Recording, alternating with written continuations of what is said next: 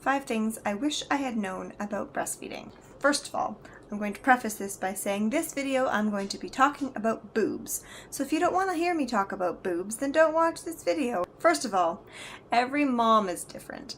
Your ability or preference to breastfeed is personal, and if you cannot breastfeed, that is okay.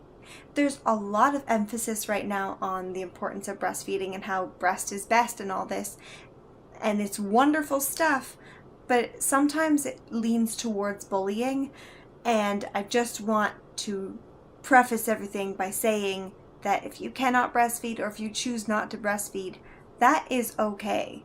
If you have always wanted to breastfeed and you can't, I am truly sorry. My heart breaks for you. If you choose not to breastfeed, that is also a-okay. No judgment here. Your baby is being loved and fed, and that's what matters. But the important thing is that all moms are different, and we need to understand that.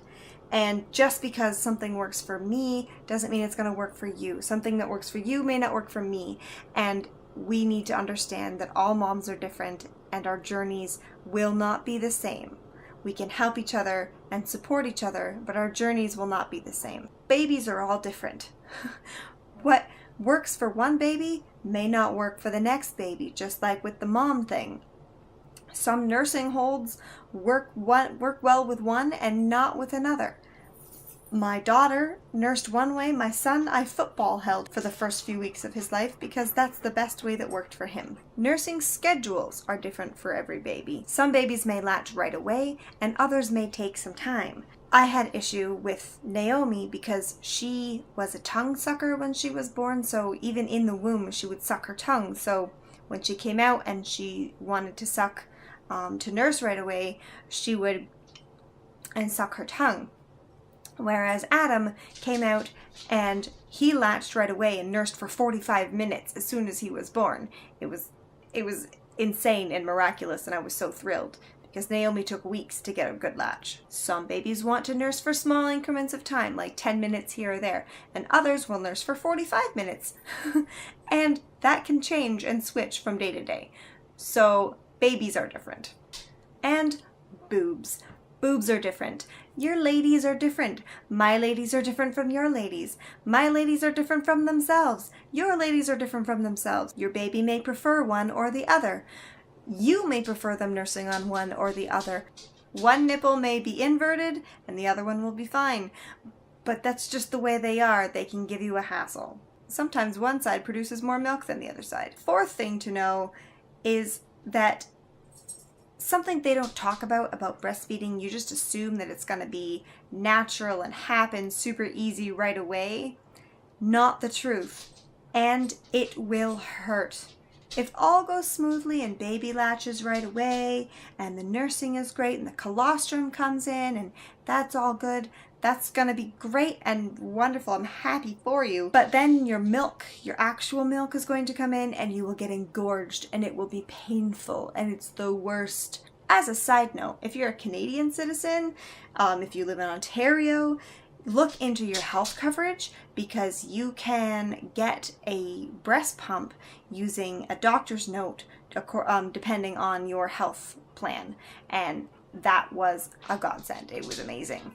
Look into that. But if and when it hurts, there is zero shame in looking for help, looking for guidance for what to do.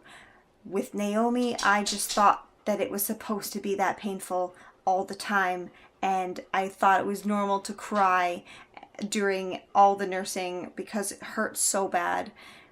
But then I discovered that her latch wasn't right, and after having a lactation consultant come to my house, we got it all figured out and she was able to nurse for about 11 months and I was so thrilled with that. So there's zero shame in asking for help, looking for help from your local clinic or health unit or finding a lactation consultant through your doctor. It's the best plan. We mamas need to stick together and support each other. Point number 5, no one prepares you for the insane, absolutely groundbreaking, mind-blowing love and bonding and connection that you feel with your child when you are a nursing mother.